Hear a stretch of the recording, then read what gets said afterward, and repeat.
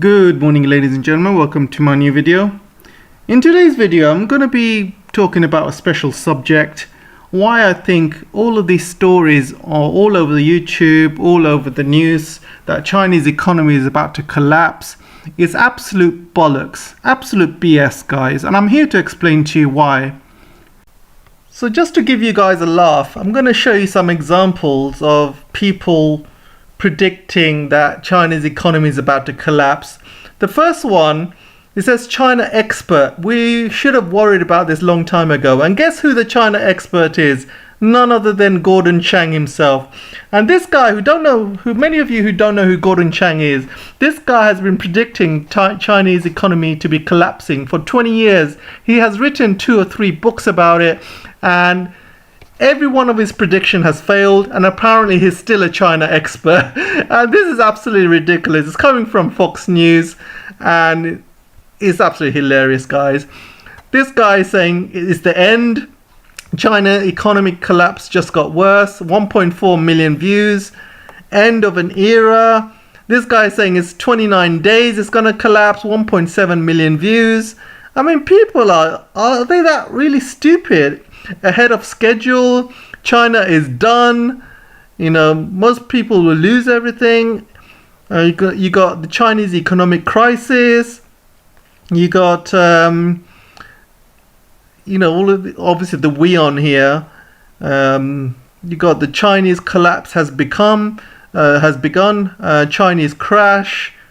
You know, all you see is China collapsing, China's decline. You know, all of these clickbaits. It started, I gotta tell you guys, 85 trillion disaster, 28 trillion disaster. Make up your mind, guys. Come on. 9.2 trillion disaster. Has it just begun? 25 days. This guy's saying 25 days. And let me tell you something. He made this video 2 weeks ago. You can see it's made 2 weeks ago. And if you take out 25 days from 14 days, what have you got? You got like just over a week. So this guy is saying Chinese economy is about to collapse in just over a week. I mean, come on, guys. Who's going to believe this crap? Only idiots will follow him. And this guy's got 2.2 million subscribers. This guy's got no idea about China, and the idiots will follow this guy and believe everything that he says. I mean, come on, after a week, he must be feeling really stupid after a week if China doesn't collapse. And people that follow his channel must be feeling even more stupid. Or maybe they don't feel stupid, maybe they are just stupid. Then there's more, guys. I mean, look, this is Evergrande on steroids, apparently. Bankrupt in 27 days. It just goes on. It just goes on. Are people that stupid to follow channels such as this and fall into victims of clickbait and fall into victims of all of these ridiculous stories? How stupid are people? Seriously, how stupid are people? The end. And I used to follow this channel, TLDR. He's a British guy. Why Chinese economy is collapsing. He wrote this 5 months ago. Has it collapsed? No. Absolutely ridiculous. And you got Gordon Chang here again. China economy is collapsing more now than ever. Gordon Chang.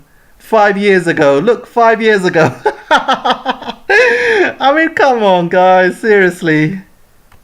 So for 3 decades now, many of the most world's insightful observers, we're talking about China experts, so-called China experts, YouTubers who think they're China experts, they're all predicting that the Chinese economy is going to collapse within 30 days, within 20 days, within 10 days, within 40 days. I mean, it's absolutely ridiculous. I've never heard so much BS in all my life. You have China experts such as Gordon Chang, who's made a living making crappy books about the coming collapse of China for 20 years now, and his predictions, none of them have come true, yet people like that get airtime all over the American news channels. It's absolutely ridiculous. And then you have all of these YouTubers who think they're China experts saying there's going to be a collapse of the Chinese economy, and it's just clickbait, guys, absolute clickbait. Some of these videos I've seen have got 1.7, 1.8 million views. 1.8 million views. I am so jealous. I would love to get views like that. But I would never get anything like that because I speak the truth compared to a lot of the clickbait stuff you see out there. So for the last 3 decades, you've also seen China confound expectations. China economy has turned into double-digit growth rates. China lifted over 800 million people out of poverty. 35 years ago, China's per capita income was $300, just 2% of US per capita GDP, and 800 million, or even like a billion Chinese lived under extreme poverty. Today, it boasts more US dollar billionaires than any other country, but is expected to collapse finally, starting with the property collapse. So the first week of 2022, things were looking very good for the Chinese economy. They had expected 5.5% growth for the year, so things were looking very rosy. Then, as you know, February, the war in Ukraine started, or shall I say the special military operation. And that messed up a lot of things because you had the high oil prices, the high gas prices. And it's not just the Chinese economy that's been very much struggling, it's the whole world's economy that has been struggling. Not only have the gas prices gone to an extreme level, but also the global supply chains have been thrown into chaos. So this is why not only the Chinese economy has been struggling, but also the rest of the world as well. And as you know, Britain, the Euro, and the United States have been suffering from recession, very high inflation rates. Britain's inflation rate has gone over 10%, probably around 20% by January 2023. The Euro's inflation's heading up to 10%. In America, the inflation's up to 8%, heading on to 10% as well. So things are very, very not good for the rest of the world. The Chinese inflation rate is still under 3%. I believe it's 2.7% at the moment. So there's still a lot of room, a lot of leeway to go, according to the Chinese economy. So the first thing you need to understand that the Chinese system is different from the West, different from the Western economy, different from the Western financial system. Firstly, I want to explain that the long-standing view, or the long-standing Western view of the Chinese system very much differs what works everywhere else. China pushes towards free market capitalization, a degree of political control many observers consider incompatible with sustained growth. The mix might have worked, so the reasoning goes, for the last however many decades, but as a matter of logic, they believe that the system cannot continue anymore.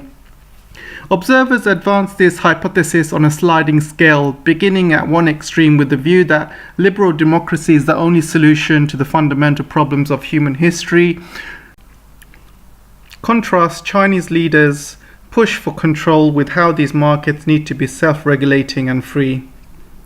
With the world at large, economies obtain certain social outcomes through different combinations of states and markets. So you can see in the West, no advanced economy practices the extreme free market fundamentalism that allows financial markets to be not only self-regulating and free, and if any had done so before, exactly none of them did after 2008 global financial crisis. This is a hypothesis, in fact. China's own pathway to development differs from everywhere else. I want to also take a step back and look at some history of China's economic and financial history. And in the most recent time, I believe it was the first week of 2016, 2016 was the last time China's economy had struggled. So after the financial market volatility of summer 2015, Chinese regulators had announced circuit breakers to be installed in the new year. When the market shifts more than 5%, trading halts for 15 minutes, more than 7% suspends trading for the day. Awkward for China's regulators was that on the first day of operation, their circuit breakers had shut down the market by 1 p.m. Then only 3 days later, on January 7th, the market again was forced to close. This time 29 minutes after the morning opening. Two other developments fueled some unease. On December 2015, Chinese foreign exchange reserves fell a record 108 billion, ending a year that saw the first ever annual decline. Reserves were down 17% since the June 2014 peak to 3.33 trillion. China was burning through lots of foreign exchange reserves to defend its currency. Even so, the renminbi fell 6% against the US dollar over 2015, showing markets' lack of confidence in China's economic future. The other large concern on observers' minds was China's slowing real economy. A long way now from showing double-digit growth, China's GDP was widely expected to turn perhaps only 6.9% expansion over 2015. While this growth rate would have been envy of any other large economy, it would be also China's lowest for 25 years. I want to recall that in 2005, China's GDP amounted to 2.3 trillion, a 12% growth rate then. China generated an increase in economic value of 274 billion. In 2015, however, China's GDP came to 11.3 trillion. 7% growth on that economy increases value by 790 billion, almost 3 times that a decade ago. So at the end of 2015, China's manufacturing PMI stood at 54.4, a 16-month high. Perhaps the low manufacturing PMI correctly signals a dramatic slowdown, or it might simply suggest to show that China is navigating its structural transition. But numbers only form part of the story here. The world flip-flops constantly because of outside influences like the Ukrainian war, COVID, and other issues, geopolitics issues. So in 2015 August, China followed advice from the IMF and allowed each morning's exchange rate fix to hew the previous evening's close. China's government has learnt a lot from those days, and especially from the advanced economies, that businesses should raise more finances through equity markets, and those markets can offer attractive options to consumers. But China's financial markets still remain woefully underdeveloped. You have to understand, China is still a developing country. It's not yet at the developed stage yet, and its markets are not at the advanced economy stage. So China has indeed learnt from 2015, and 2015 is not really a long time. It was only 7 years ago. And indeed, a lot of recent events have happened in China. We're talking about COVID, we're talking about these droughts and heat waves, we're talking about what's happening in Ukraine, we're talking about this decouple thing that's going on with the United States. We're also talking about the housing bubble crash. So there's a lot of major factors which people assume that China can't handle it and they're going to crash anytime soon. But they have been saying that over 10-20 years. So I'm going to go through the rest of the presentation, and I'm going to show you in numbers and figures how the Chinese economy is not ready to collapse and is not collapsing anytime soon. So all of these people that are clickbaiting that Chinese economy is ready to collapse, it's just a lot of BS, guys. And all of you intelligent people out there who are listening to my channel, good on you. Compared to the 2 million that listen to the clickbait and get really happy, frothing at the mouth, thinking, yeah, Chinese economy is about to collapse. Yeah, let's celebrate. It's wishful thinking, guys, wishful thinking. The truth is in this presentation here. So let's start with the currency. The Chinese yuan is falling against the dollar, and it has been falling for a number of months. But this is for many factors. The US dollar has actually been rising against all other currencies in the world. This is because the United States has the world reserve currency as the US dollar. And whenever there's a problem with the world, whenever there's issues with recession, whenever there's issues with inflation, what a lot of countries tend to do is they tend to buy up a lot of US dollars. And this is because US dollar is the world reserve currency, and is considered safe and stable. So a lot of advanced economies and lots of developing economies as well, what they do during hard times is to buy up the US dollar. And a lot of countries around the world have been buying up the US dollar. This means that the US dollar is getting stronger. Even though the US economy is right now on recession, the inflation's going out of control, the cost of living in the US is really, really bad. However, the US dollar is doing really, really well. This is good news and bad news for many reasons. Good news for China is because Chinese yuan is falling in value, their exports are going to be cheaper. So China is an exporting nation. They have a surplus of 101 billion per month. And that is an export surplus, which means Chinese goods will be sold cheaper to the rest of the world. The bad news is the cost of energy. And if the world reserve currency is done in US dollars, the cost of energy will be higher because the Chinese yuan is lower and the US dollar is higher. So this means the cost of energy is going to be higher. So countries like China, India even, are going to be suffering a lot more because they are huge energy and oil and gas importers from the rest of the world. However, due to geopolitics, China is buying a lot of Russian gas, a lot of Russian oil, and they are buying that in their own currencies. So they are buying it in ruble, they are buying it in yuan. So that means that they are not reliant on the US dollar, on the world reserve currency to buy energy from other countries. Same thing happening in India. They are buying a lot of Russian gas and a lot of Russian oil as well. So the bad news for the US dollar is because the US dollar is rising in price, it's actually bad news for US exports, which means US exports are going to be more expensive and other countries will have to buy goods more expensive from the US compared to buying it from China, for example. So you'll see a lot of countries start buying goods away from United States. Also, United States is running a trade deficit.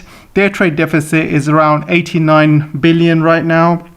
And we're talking about over $1 trillion per year. This is bad news for the US because if your currency is very, very strong and you're running a trade deficit, your exports will go down and your imports will go up, which means your trade deficit is going to get even higher. And that's how it works, guys. That's the economy. You're welcome to check the figures if you want. The other thing I was going to talk about is the Chinese yuan against the euro. As you can see, is growing. You can compare it with the British pound. It's also growing. So the only currency is going down against seems to be the US dollar, and as you know, euro and British pound are pretty strong currencies. So the Chinese yuan is actually not doing that badly. It's only the US dollar, the reserve currency, which is doing very well at the moment. And that's not a good thing, like I've explained to you. Number 3, foreign direct investment.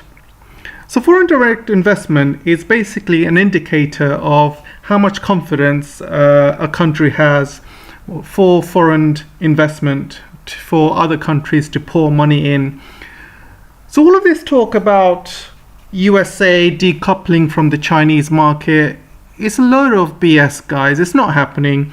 There's more and more US companies investing in China, and there's a lot of European and other companies from all over the world still investing in China, and this foreign direct investment is increasing year on year.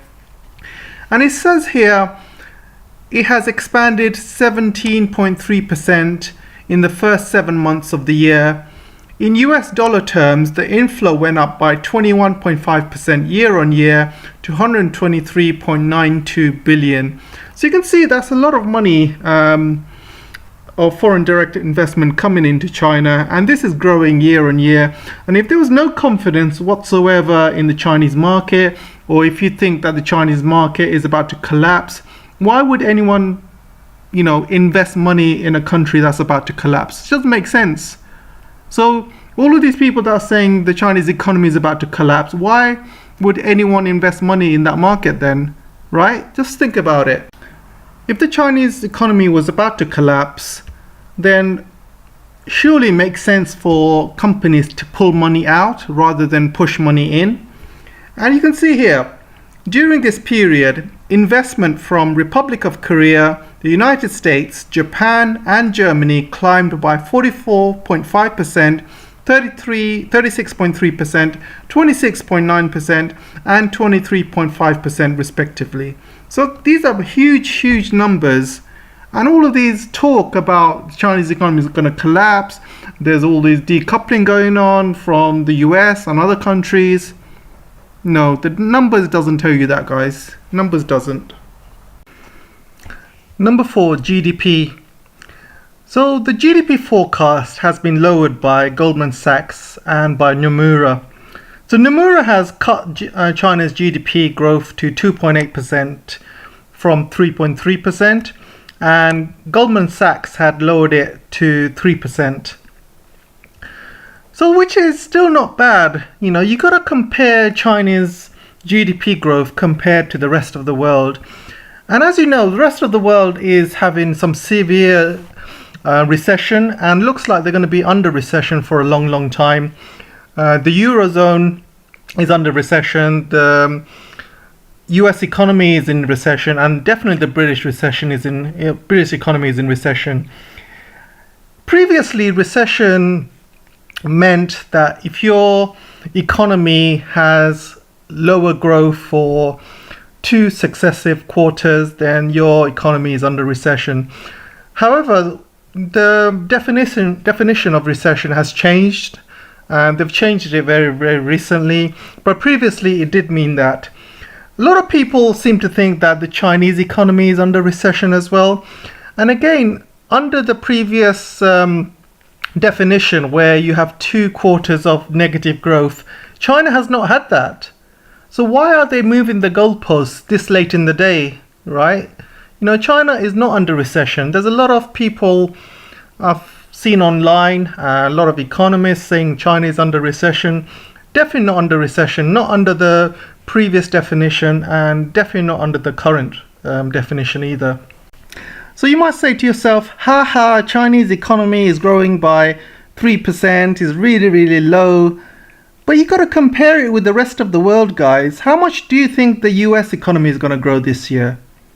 You know, I think it'd be lucky for them to grow even 0.1%. You know, how much do you think the Eurozone is going to grow this year? How much do you think the British economy is going to grow this year? Definitely not going to be 1%, definitely not going to be 2%, not even 3%. So this is an economic race between China and the rest of the Western economic powers. So as long as China has longer and bigger growth than the US and bigger than the euro, then they're happy. You know, 3% is still a lot better than what the American economy is forecasted to grow. You know, and 3% is a lot. You know, if you count all of these outside factors, we're talking about obviously the war in Ukraine or special military operation that's happening there. We're talking about the current inflation that's happening around the world. We're talking about the gas prices, the oil prices. We're talking about the supply chain issues. We're talking about the decoupling that's going on between the US and China. So there's many outside factors happening right now. And 3% is pretty good number considering all of these issues that the world is having. And recently, obviously, we've got the heat waves happening. Lots of climate change related issues. There's too many to name, too many outside factors. So definitely 3% is pretty good considering what's happening around the world. Number 5, PMI. So Purchasing Managers Index is a very good indication of how a country's manufacturing is doing. So the true definition of this is an index that measures the month-over-month change in economic activity within the manufacturing sector. So China's PMI has starting to increase. So it had reduced last couple of months because of COVID, because of all these other issues that China has been facing. But now COVID is behind them, apart from one or two lockdowns still in a few cities, minor lockdowns, not as major as the one they had in Shanghai. However, there are still a few COVID cases coming up here and there, but it's no way as bad as it was during the times of a couple of months ago. So things are starting to get back to normal, and I love how these Western papers, not only Reuters here, but also the Financial Times, they love to paint the picture that Chinese economy is shrinking, the manufacturing is shrinking. However, if you look at the actual figures, that is not the case. And you can see here, China's factory activity declines as COVID hits output. However, it's not declining. If you look at the actual figures, and this is from their own figures, by the way, the official Manufacturing Purchasing Managers Index rose to 49.4%. So it hasn't declined, it's actually rose 49.4% in August from 49% in July. So can you see how they try and, mix the words in the headline? Factory activity declines. And same in the Financial Times. China manufacturing shrinks again. It's not shrunk again, it's actually rose. So you can see how these Western papers these journalists are full of Chinese haters and anti-Chinese.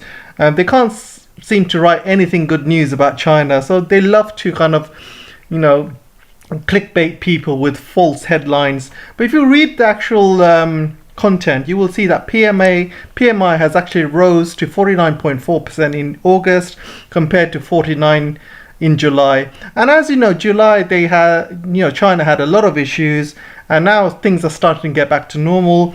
COVID is behind them, the heat waves are behind them, and a lot of the issues that China had over the last few months is all behind them, and now they're starting to open up again. So you will see this PMI really shoot upwards over the next few months. So this is China's PMI, and you can see from November last year all the way till February this year, China has been running at full guns blazing. Suddenly the war in Ukraine happened, and also other factors such as lockdowns. And around April time, there was a huge lockdown in Shanghai. The whole of Shanghai was locked down. There was other major cities like Shenzhen was locked down as well. So there were some huge issues China was facing along that time. So since then, China had recovered in June, and last month they obviously had a lot of issues with heat waves and some blackouts throughout China. Plus there was some other lockdowns as well happening around China. So there was a lot of issues still. They haven't gone back to full capacity yet. But this month you can see it's an upward trajectory. Things are looking back to normal. It's obviously not over 5% yet, but it is getting there. And I've said before, they've seen the back of COVID. They have also seen the back of the heat waves and many other issues. So things could go back to normal in the next few months. And as you can see, it's going on an upwards trajectory right now. And by next month, by September, you will see things going back to normal. Number 6, trade. As you can see from these figures, the trade surplus for China is looking very, very good. And just to give you some numbers, you can see here, July's strong export performance sent China's trade surplus to a record 101 billion for the month. This is the first time it has surpassed the 100 billion threshold. By comparison, the trade surplus in July 2021 was just 56.6 billion. So imagine this, China has a trade surplus of $101 billion per month. And if you work that out on a 12-month, you're talking about 1.2 trillion here. And so China has extra 1.2 trillion as a surplus in 1 year. And that's a lot of money. You can do a lot with that money. And compare that to the US. The US goods trade deficit we're talking about deficit here, and this is not surplus, narrowed to USD 89.1 billion in July 2022. So if you work that out within the 12 months, and if you average that within 12 months, we're talking about over 1 trillion deficit in a year. I averaged that because you can see from the last month, it was 98.6 billion the previous month. So you can see it goes up and down, and by average, it works out about trillion the US will have trade deficit. Compare that with India. India's trade deficit has rose to 88%, and you can see here, India's trade deficit rose to 87.5% to 192 billion in 2021-2022 against 102.63 billion the previous year. So India's trade deficit is almost doubling this year compared to last year. And that can't be good, because India is a huge importer of gas and oil. And if they buy a lot of gas and oil and buy it with US dollar reserve currency, so then that means India's will have to pay more, because the US dollar has gone up, India's rupee has gone down, so they will have to pay more for these gas purchases and oil purchases. And this is why India is buying a lot from Russia and buying a lot with their own currency, which will help them. So let's talk about imports, exports, shall we? Compare what's happening in China with what's happening in Turkey, what's happening in Sri Lanka, for example. And as you know, Sri Lanka is not an export surplus country, it's a trade deficit country, and so is Turkey. They import more than they export. And that's the problem. When you import more than you export, then your currency is at risk, because you have to rely on foreign reserves, you have to rely on the dollar, you have to buy gas and oil using US dollar reserve currency. So that puts you at risk. And when you're at a trade deficit as opposed to trade surplus, a lot of suppliers, a lot of countries will stop trading with you until they get paid. And one thing leads to another, and you stop paying because you don't have the money, and a lot of goods stop being delivered, and that devalues your currency even more. So that's a problem with Sri Lanka, that's a problem with Turkey and many other countries around the world which are having economic issues. But when your country has a trade surplus of over 100 billion a month, you have a lot of tools to get away from trouble. So if your economy is not doing well, or if your housing bubble crashes, or something major happens within your economy, you have the means, you have the tools, you have the money to get yourself out of trouble. And this is why China is not going to collapse anytime soon, because they have the money to get themselves out of trouble, right? If China was losing money, if China was not making any money, then fine, yeah, I can understand that. But China's making a lot of money, guys. They got 104 billion people living in China. And imagine the money that gets generated from those people. Every time somebody goes to buy shopping in a supermarket, anytime that someone uses public transport, anytime somebody goes and uses a high-speed rail in China, anytime somebody makes any sort of business transaction, that's money moving around China, and that contributes to GDP growth. And when a person buys something in any country, whether you go to a restaurant, pay for a meal, whether you buy a pack of cigarettes, whatever you buy, you have to pay tax on it. And these are tax which goes to the government, and obviously the government makes money. When you have 1.4 billion people buying stuff around China, imagine the tax money that the government will make. So the Chinese government is making a lot of money, guys. Do not worry about money. I mean, they have money to burn at the moment.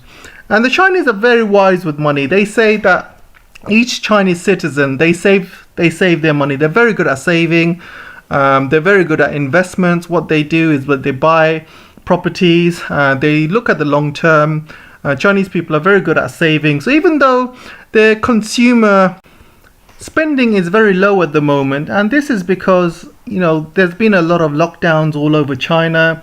China is still closed, by the way. It hasn't really opened up fully yet, and there's still a lot of people who can't travel between cities and many other issues as well. So the Chinese people are very much saving their money, and you will see once, the next few months, once they're completely over this COVID and once they're completely over all of these internal issues that they're having with heat waves and other things, you will see the Chinese people start spending again. So as a summary, I just wanted to explain that having a huge trade surplus for a country gives you huge amounts of tools, gives you huge amounts of leeway. If there's any problems with the economy, any problems with the country in itself, the Chinese have many options to get themselves out of trouble, spend themselves out of trouble, and they have the tools to do that. So number 7, markets and COVID. So I'll tell you guys, I'm not here to sugarcoat anything. I'm not being paid by the Chinese government. I'm not here to spread propaganda. I will tell you as it is. And right now, from this article, you can see that Chinese stocks are falling. There's still COVID lockdowns happening in places around China as well. So they're not completely out the woods yet. There's still issues in and around China. There's a lot of issues. So I'm not here to sugarcoat anything.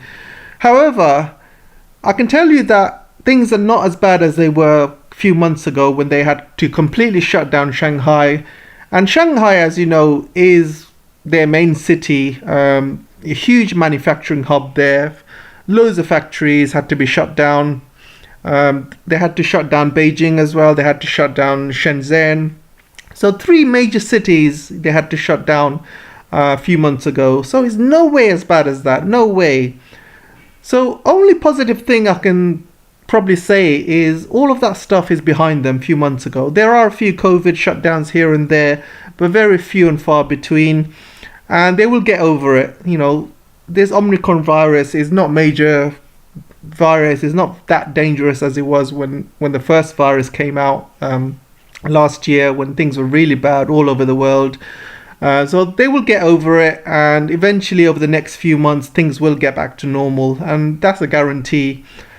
So China has not even opened up yet. So you have to understand, most of the world has opened up. They're letting in people travel to different countries. They don't need a COVID test. People don't need to go on lockdown as soon as they arrive to a country. They don't need to go through all of these tests. So the rest of the world is pretty much opened up as normal. Only China is still not opened up. So all I can say is, as soon as China opens up, you can see a huge amount of people going into China. You will see a huge amount of businesses going into China, and China's economy will improve even more. Because right now, China's still closed. They're not letting in visitors. I tried to apply for a visa myself and I was rejected. So they're still, closed. They will still not allow people right now until things get back to normal. But when China does open up, you will see a huge influx of foreign direct investments. You will see huge influx of foreign visitors going in, spending money, and you will see a lot of businesses moving into China, and China's economy will go to the next level. Right now, things are at the bottom, but you will see over the next few months they will start improving. They will start opening up slowly, and I suspect within this year, between August and the new year, they will open up fully, and I don't know exactly what date, but it will be this year at some point. And when that happens, you will see Chinese economy just burst into life, and I can guarantee that. Number 8, demographics.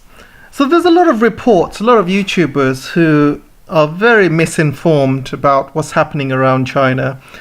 They think that because of the one China policy, China will suffer in terms of demographics. Their population growth is going to go down. They're going to suffer like Japan, and their economy is going to stagnate and not grow, exactly how Japan has not grown over the last 10 years. They are very misinformed. They are very, very wrong. First of all, you can see from this report, China's netizen population reaches 1 billion, which means 1 billion Chinese people now use mobile phones.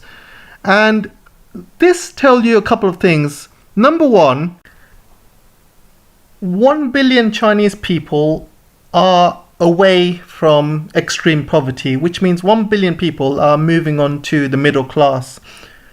Basically, if you own a mobile phone, usually means you got a job, you got money, you can buy a mobile phone, and you can do things.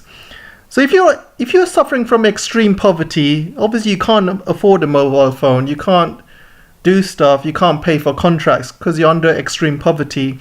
So this tells you that 400 million people are still under poverty of some sort, but 1 billion Chinese are now gone out of poverty and now moving into the middle class, because you can own a mobile phone now and you can pretty much move on with the rest of your life. This is really, really good. Secondly, having 1 billion people in China, obviously you will think that, you can't give 1 billion people jobs, there's going to be many people unemployed. Yeah, true. Okay, there might be people that are unemployed. But look at China's manufacturing sector. Most of it is, AI. Most of it's manufacturing with robots and things like that. Chinese economy is now moving away from, labor intensified economy into high manufacturing economy. And when you move into the high manufacturing economy, this is very normal trend that there's not going to be many jobs, because most of it will go into high manufacturing, which means most of it will be taken up by AI or robots. And this means that demographics will not matter. So it doesn't matter if Chinese, population goes down over the next few years, because, they are moving away from hard labor. They are moving away from labor-intensified jobs where there's not much profit. Most of the profit gets taken up by Apple or other major companies. But China itself, they don't really make much profit from low-intensity, low-labor jobs. The high manufacturing jobs is where the money is. And obviously, there's going to be less and less jobs in high manufacturing jobs. And this is why it doesn't really matter about the demographics, because if your future growth is based on technology, AI, robotics, most of the work is going to be done by robots, most of the work is going to be done by AI. You're not going to need the people. So having a demographics really doesn't really matter for China. Really, it doesn't matter if their population increasing or decreasing. Their main problem is finding people jobs, and having 1 billion people, does give you a lot of options. Mainly, there might not be many jobs, but a lot of people can start, opening up their own businesses.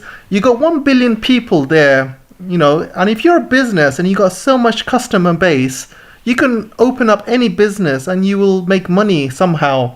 There's stories about people in Xinjiang opening up, YouTube channels and selling Xinjiang products and many other products online. And people are doing that all over China because you have such a major market. You have 1 billion people. You can do a lot with that.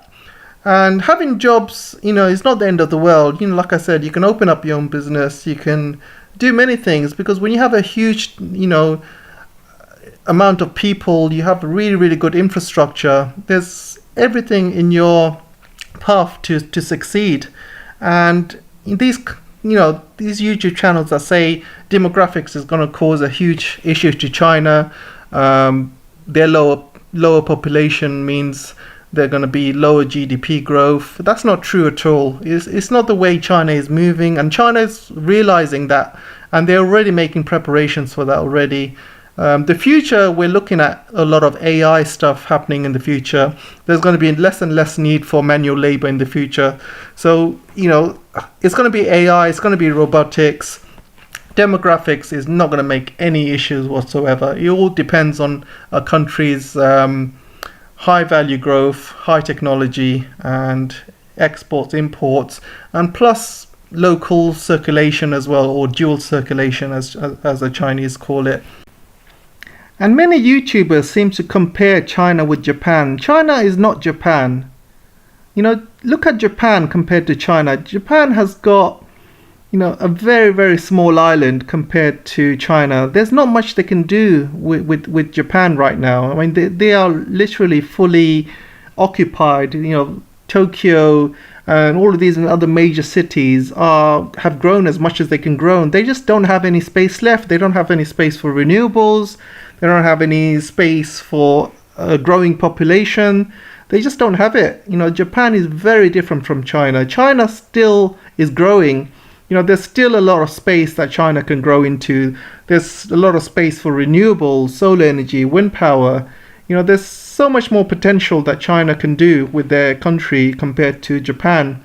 And in terms of middle income, working class people, you're talking about 1 billion people which are working class or in the middle class, compared to America, which is around 350 million. So it's still a huge number compared to the United States. And it's going to stay like that for the next foreseeable future as well. And when China becomes the number one economy, which it will within the next 10 years, or within the next 8 years, if things go the way they're going with the American GDP growth and compared to the Chinese GDP growth, they will get there eventually. And when they do get there, you will see a huge amount of influx of foreign people wanting to go to China. And this is exactly what's happened to America. They've had a huge amount of foreigners going into America when America was the most powerful. And the same thing will happen to China, and their population will grow even more. So China has got very, very great potential when it comes to demographics. Number 9, China's housing bubble. So I'm not going to sugarcoat things again, and I will be honest with you and say that there is a major problem with the Chinese housing market. So things are not looking good.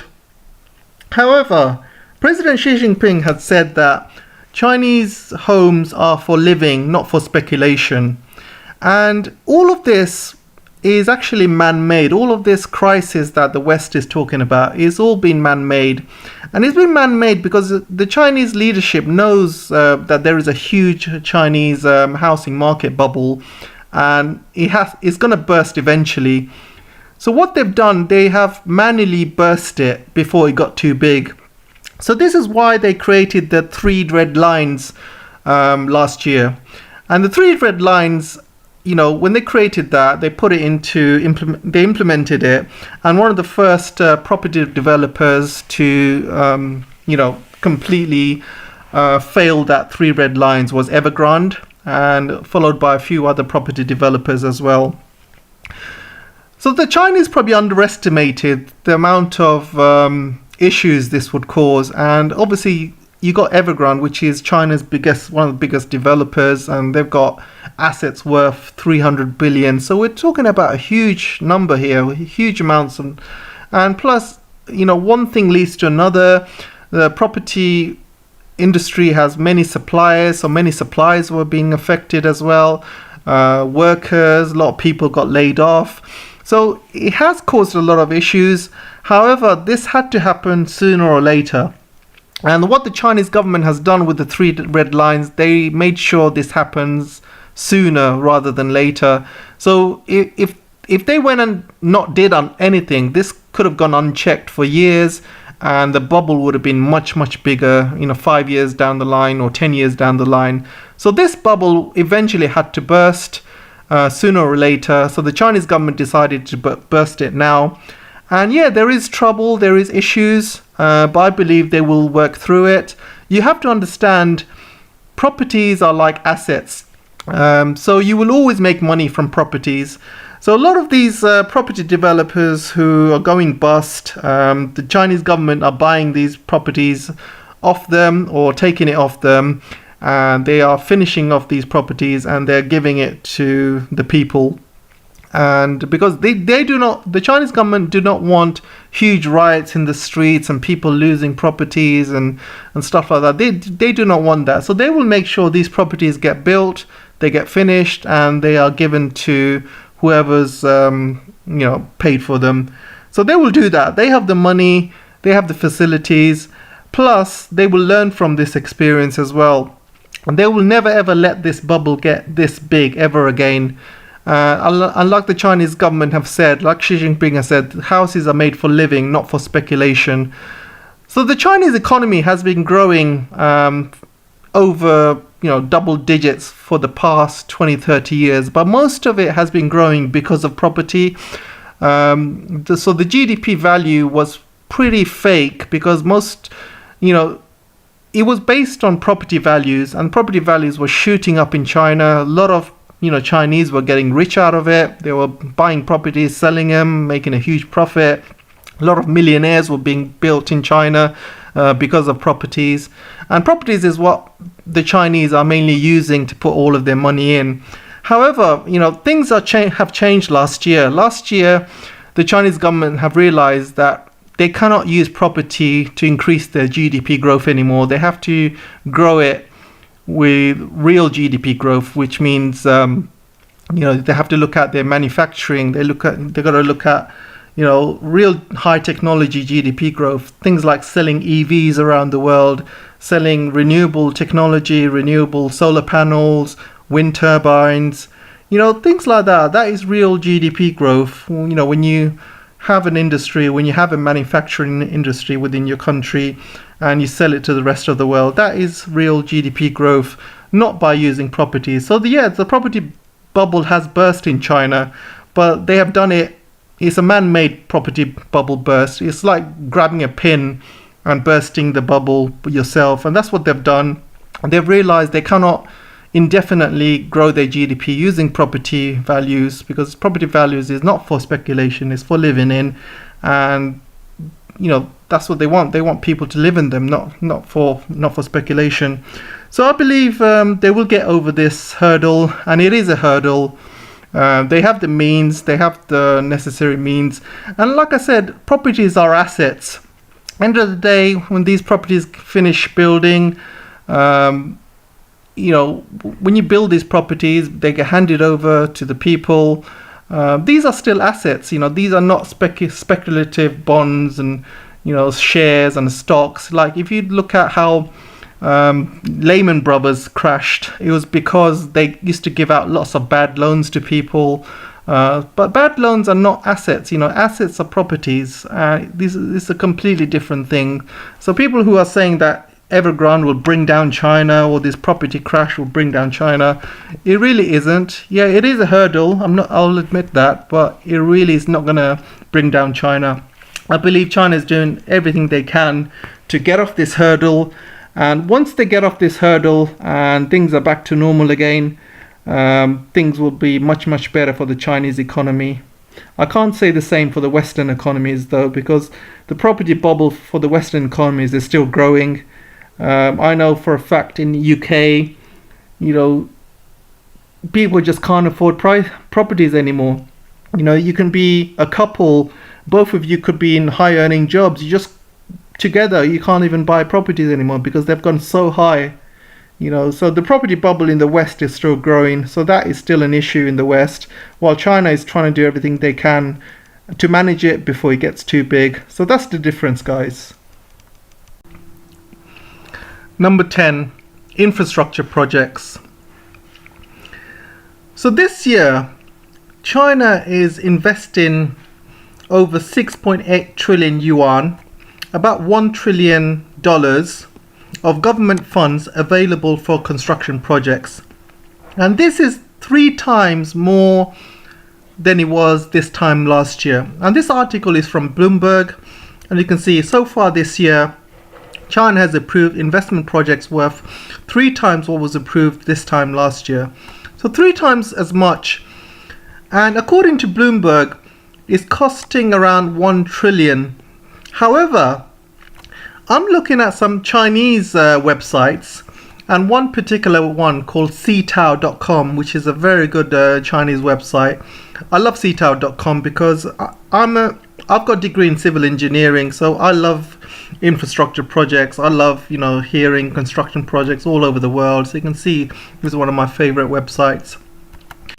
So they are aware, obviously, of the Bloomberg report, and you can see here. Recently, American media reported articles about Chinese infrastructure construction. There are large-scale projects in China totaling $1 trillion. However, relevant data show that Beijing is providing about $1 trillion of government funds for relevant construction projects. By some estimates, China's total construction spending is even higher, 3 times that, once bank loans and corporate funding are added. So you can see it's not 1 trillion they are spending this year on infrastructure, it's about 3 trillion. So that is a huge amount compared to last year. And China is going ahead with that. And they're not going to go ahead with that amount of money if they didn't have any money.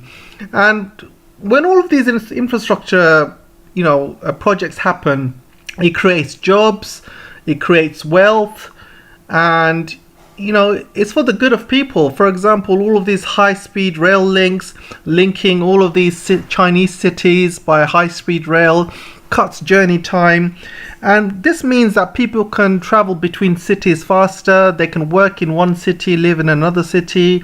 They will move money around between cities. They'll move goods. There's so much benefits having high-speed rail, having high infrastructure between cities. It really helps with growth of a country.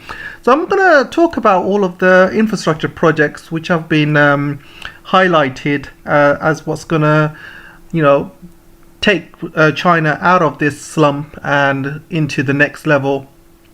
So you can see here, number 1 is renewables. Deserts in North China are set to host a build-up of renewable energy. In recent months, construction began on wind and solar bases, which by 2030 will contain as much renewable capacity as currently in all of Europe.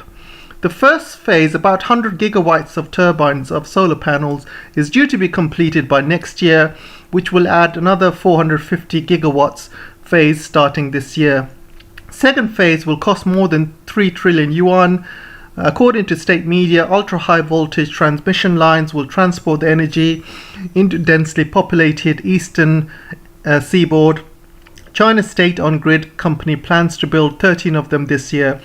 Combining investment in total renewable energy and power transmission, China's green investment could reach 2.6 trillion yuan this year alone, according to Australia and New Zealand banking group. Canals, dams and reservoirs. Construction of canals, dams and reservoirs have been stepped up, with more than 800 billion yuan set to be invested in these projects this year.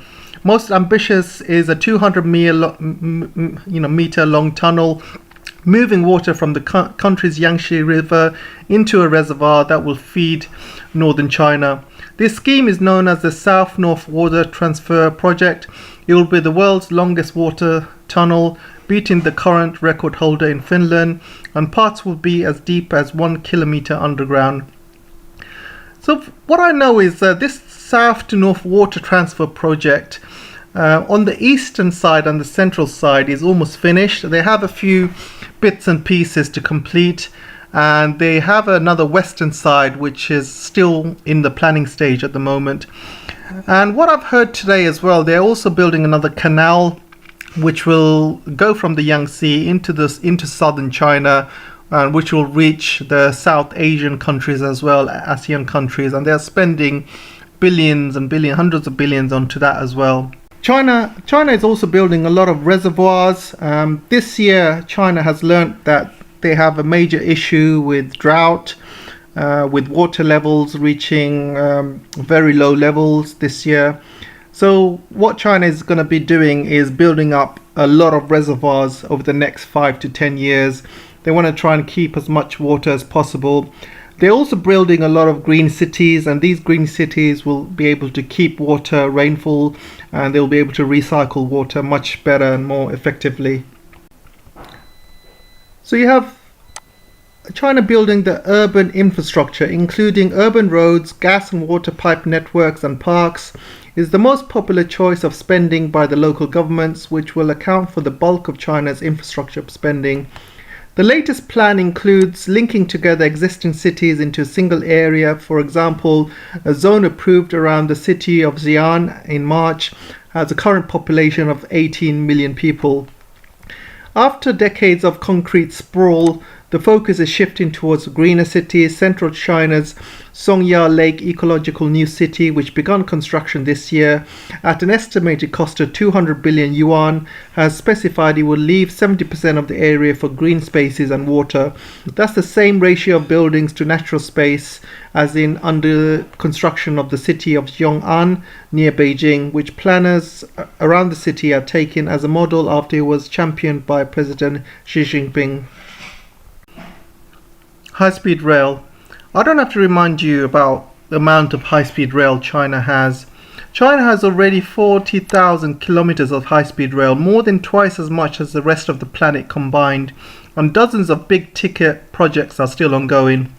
The most ambitious is a 1,621 kilometer line from Sichuan to the Tibetan capital Lhasa, climbing more than 3,000 meters to earthquake-prone terrain and glaciers, is expected to be completed by 2030, and the total cost of the entire project is 320 billion yuan.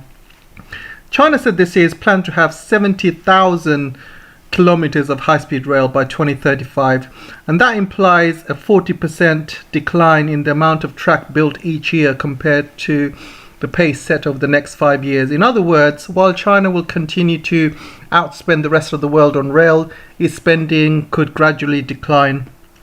The same is true for highways and subways. China plans to construct or restore 58,000 kilometers of expressways by 2035, and also Chinese cities are adding underground subway lines at a rapid pace, but national spending peaked in 2020 with 629 billion yuan according to the China Metro Association.